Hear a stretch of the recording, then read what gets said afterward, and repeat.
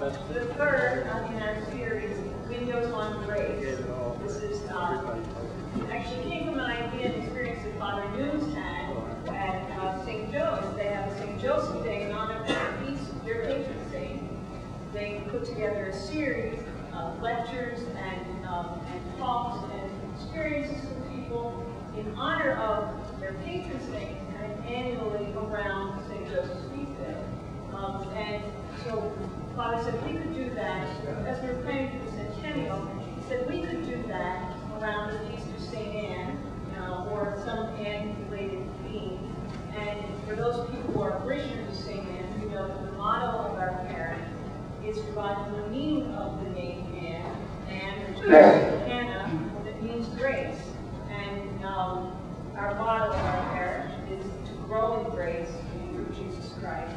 So our series was coming from different points of view, in examining how we might grow in grace, how each of us grows in grace through Jesus Christ. The first program that we did was using visual images, in an iconographer. We had an icon, and she showed what she did and talked about the spiritual dimension of creating and meditating with the icon. Last year, around the Feast of St. Anne, we had an astronomer come, and in looking at images of the heavens, telescopes, he talked about how God's grace is evident throughout all of creation, and how all of creation is a lot bigger than our town, and even bigger than our world. So it was a great, expansive outlook on where we are and who God is. Because grace is who God is. Grace is a gift of God's presence in our lives. And God is present in every aspect and comes to us through all of our senses and through all of our experiences. So the next level of that was from the visual to some more material work, and everybody's going to talk just very briefly in a second about how this particular series, which is not set in, it's not July, the Feast of St. Anne, but we were able to follow my, sorry, we were able to have Father Martin here tonight, so we decided we would do it because he was available and being recommended as really an expert in this area and a great preacher. We've heard that. And you obviously heard that because of the great turnout for it tonight. So thank you very much. Thanks, Liz. And I have to do things, that pink sheet, this is what I have to do to understand things myself. So I gave this out to you. It might help, it might not. And it certainly is subject to correction. But on the one side it says the Roman Catholic Church. So the Roman Catholic Church is pretty big. And we're what people colloquially call the Western branch of the church. But we drew this up a few years ago to help our RCIA members get a sense of the breadth of the Catholic Church. And also you can see we have different parishes locally. And you can see we are part of what is called the Western Tradition, or the Latin Ritual Church. That's who we are. St. Mary's, us, Sacred Heart, Holy Trinity. Okay? Now within that tradition, that thread of the Catholic, of the large Catholic tradition, if you turn the page over, in the Latin Ritual Church, the Western tradition, as I understand it, there are 5 orders. The Augustinian order is one of them. There are a lot of other religious congregations and societies, but again, as I understand it, their rules are derived from one of these 5 orders. So you'll see, like under the Augustinians, let's just take that column. The Augustinians, their abbreviation is OSA, Order of St. Augustine. They were founded in 1244 AD. Their motto is Cor Unum et Anima Una in Deum. So one heart and one spirit, one soul in God. You can say, what is their charism? And then maybe Father Martin can speak about that communio. to unpack that a bit for us.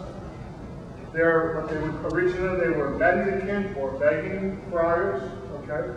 And then the other thing is our sister servants of the Immaculate Heart of Mary, from Immaculata, their rule, I understand, is derived from the Augustinian rule.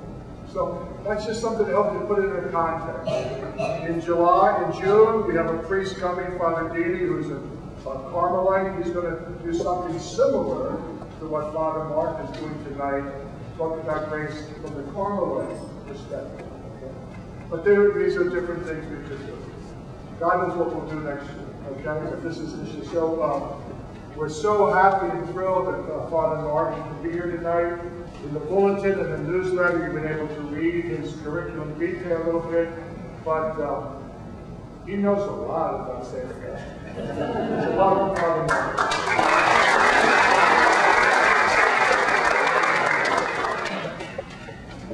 First of all, can you hear me? Yes. I heard a story a long time ago about a priest at a parish, as they always do.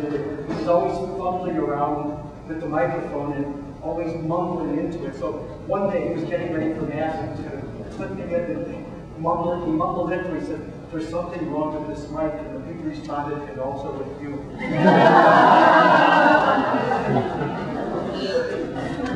So I hope that won't be our experience tonight. My name is Father Tom Martin. I've been an Augustinian since I professed my vows in 1962. So we count a little bit. I was ordained in 1969. I'm actually a member of our Midwest province, so Chicago is my hometown, so my Chicago way. And I'm a White Sox fan too, just ridiculous. Well, I can overlook that. I've been at Villanova for 12 years. This year will begin my 13th year. And I teach in the theology department. My area is really the early church. Just finished a wonderful undergraduate course, I thought, on St. Augustine. It's amazing to introduce undergraduates to Augustine. We have them read this wonderful, perplexing, ancient figure and carry on a conversation with him, which is really what I try to get them to do, to read him and to try to speak to him and listen back as Augustine speaks to them. I'm also director of what's called the Augustinian Institute at Villanova, which both tries to foster the academic study of St. Augustine at Villanova and the Augustinian Tradition, as well as to do that outside. For example, we do conferences. We have a major international conference in the fall. We do things like that periodically. And so Villanova also is recognized throughout the world as an important center for the study of St. Augustine. Today, if you've looked at your liturgical calendar, you also notice that it's the feast of an Augustinian saint, St. Rita of Cascia. And I can't let this occasion go by without saying something about Rita of Cascia. Cascia is a wonderful hill town in Umbria. She comes from a part of Umbria that's very rugged and was quite inaccessible and had a very interesting life. If you go to Cascia today, you'll be trampled to death, almost, by the people that come to her shrine on her feast day from especially all throughout Italy. But let me just read something about her, because ultimately, grace